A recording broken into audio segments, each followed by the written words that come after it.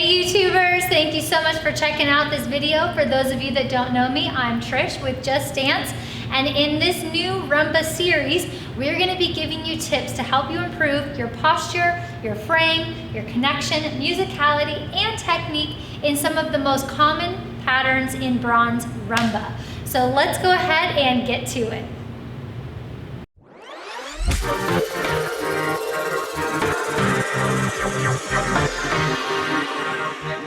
In this video, I'm going to give you tips to improve your technique in the fifth position breaks. All right, so first off, let me dance the fifth position breaks. I'm just going to do the followers' feet, and but this does go for both leaders and followers. It just changes which foot you would start with. So we have slow, quick, quick, slow, quick, quick, slow, quick, quick, slow, quick, quick, slow, quick, quick, slow, and quick, quick. All right, my first tip for the fifth position breaks is to make sure you're keeping your feet connected to the floor as you transition. And what do I mean by that?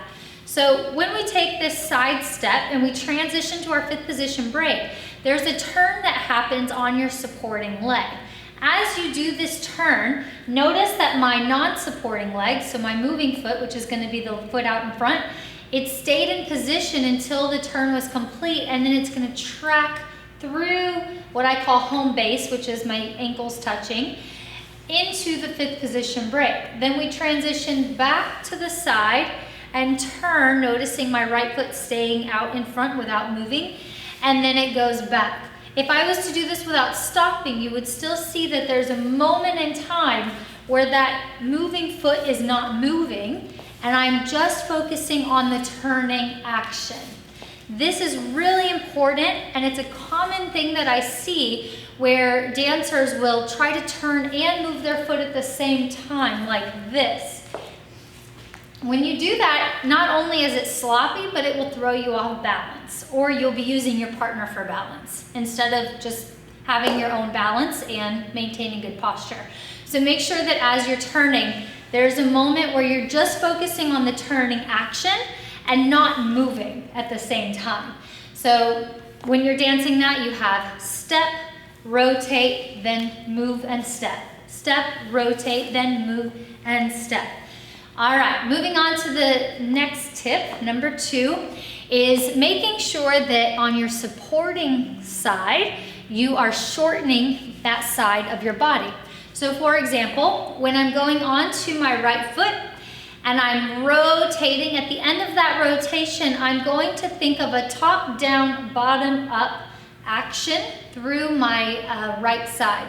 That means that my right lat, this little muscle right here, is anchoring downwards, and my hip is pulling upwards by pushing down into the floor. So this is creating a crunching action through my side, or like my oblique muscle, these muscles right here.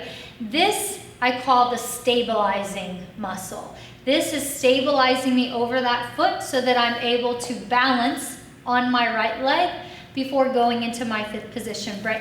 So I'm anchoring through my supporting side. So as I turn to my right, I'm going to anchor down on my left side, the foot that I'm standing on, before going into a fifth position. So I'm going to go again through the right, anchoring down by stabilizing those muscles, and then rock step, anchor down. I'll show you from this angle.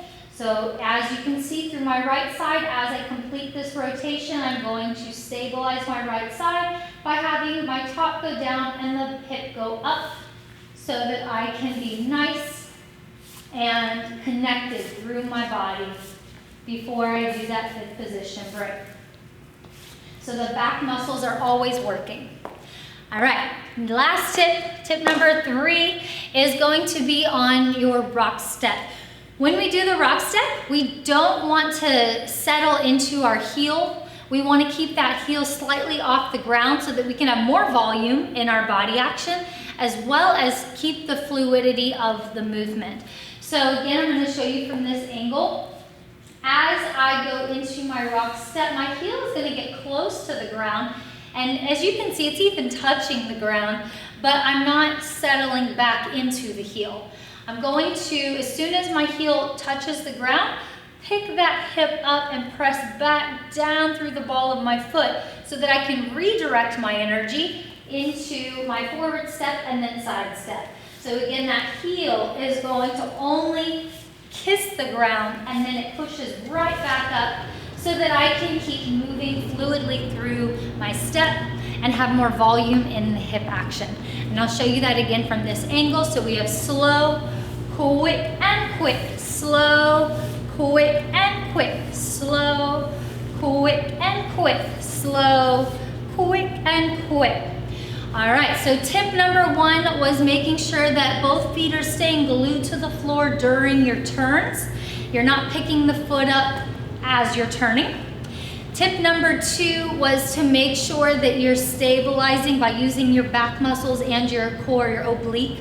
So your core is your front and your back. You're using all of that to stabilize by bringing that lat down and the hip up to create a crunch so that you can have nice balance as well as good body action. And tip number 3 was to make sure that those heels are not sinking down into the floor like this.